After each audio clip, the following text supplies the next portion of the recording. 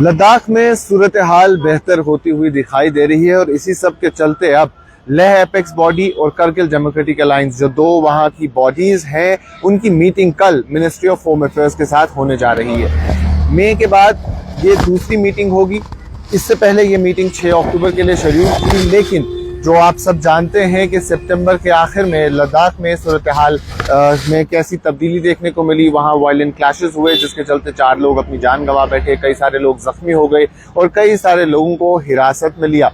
और उसके बाद जो वहाँ की ये दो बड़ी बॉडीज थी जो कई सारी डिमांड्स को लेके वक्तन फवक्तन सेंटर से बातचीत करती रहती थी, इन्होंने सेंटर से बात करना मना कर दिया। फिलहाल उन्होंने कहा कि हम सेंटर से बात नहीं करेंगे जब तक हमारी कई सारी डिमांड्स नहीं मानी जाएगी। और उनमें कुछ ऐसी डिमांड्स थी जिसमें से एक था कि जो लद्दाख में हुआ उसकी जुडिशियल इंक्वायरी होनी चाहिए। और मैं आपको बता दूं, जुडिशियल इंक्वायरी जो है उसके लिए कहा गया है और सुप्रीम कोर्ट के एक रिटायर्ड जज उस जुडिशियल इंक्वायरी को हेड करेंगे। और केडीए हो या लेह एपेक्स बॉडी हो, दोनों ने इस चीज को वेलकम किया है। और अब कल सुबह 11 बजे दिल्ली में मिनिस्ट्री ऑफ होम अफेयर्स के साथ केडीए और लेह एपेक्स बॉडी की मीटिंग होने जा रही है। केडीए से 3 मेंबर्स जाएंगे, लेह एपेक्स बॉडी LAB से 3 मेंबर्स जाएंगे। और इन 6 के साथ साथ एक्सपेक्टेशंस ऐसी भी हैं जो लद्दाख के MP हैं हाजी हनीफा जान, वो भी शमूलियत करेंगे।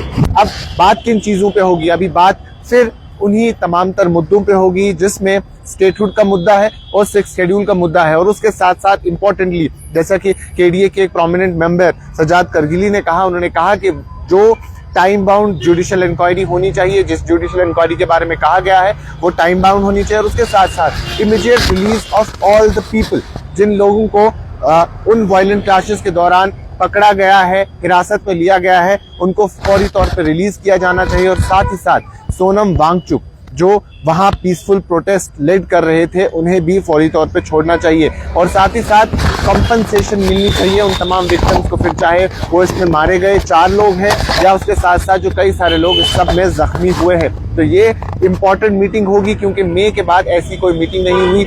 मई में डोमिसाइल के मसले पे बात हुई थी, रिजर्वेशन के मसाइल पे बात हुई थी और कई हद तक उससे केडीए और लेह एपेक्स बॉडी के लोग खुश भी थे। लेकिन अब स्टेटहुड और 6th शेड्यूल, ये 2 बड़े मुद्दे हैं जो वहाँ के लोग डिमांड करते हुए नजर आते हैं। उसके साथ कई सारी और बातें हैं जिसमें सेपरेट मेंबर पार्लियामेंट जो होंगे लेह से 1 और करगिल से 1 होने चाहिए, ये भी उनकी डिमांड रहती है। लेकिन फिलहाल वो स्टेटहुड और 6th शेड्यूल पे बात करने जा रहे हैं। और उसके साथ साथ उनकी ऐसी डिमांड है कि इमीडिएट रिलीज होनी चाहिए तमाम तर लोगों की जो वायलेंट क्लैशेस के दौरान गिरफ्तार हुए थे। इससे पहले सितंबर में क्या कुछ हुआ वो आप सब जानते हैं। पीसफुल प्रोटेस्ट सोनम वांगचुक के अंडर चल रहे थे, सोनम वांगचुक उसको लीड कर रहे थे और उसी दौरान पीसफुल प्रोटेस्ट के दौरान ही 2 लोग फेंट हुए और उसके बाद वो वायलेंट क्लैशेस की तरफ तमाम तर जो बातें हैं वो चली गई। और फिर वायलेंट क्लैशेस में कई सारी बिल्डिंग्स उसकी जद में आई, कई सारे लोग 4 लोग अपनी जान गंवा बैठे और कुछ ऐसे हैं जो जख्मी हुए, कई सारों को हिरासत में भी लिया गया। तो अब उसी सब के बाद 6 अक्टूबर को मीटिंग थी, वो मीटिंग नहीं हो पाई और अब बिलाखिर 22 अक्टूबर यानी कल वो मीटिंग होने जा रही है। और कल की मीटिंग के बाद ही मालूम होगा कि आखिरकार लेह एपेक्स बॉडी और करगिल डेमोक्रेटिक अलायंस ने जो मिनिस्ट्री ऑफ होम अफेयर्स से मीटिंग की है उसमें क्या कुछ फैसला लिया गया है। अभी के लिए इतना ही, बाकी तमाम मजीद मालूमात के लिए बने रहें कश्मीर लाइव के साथ।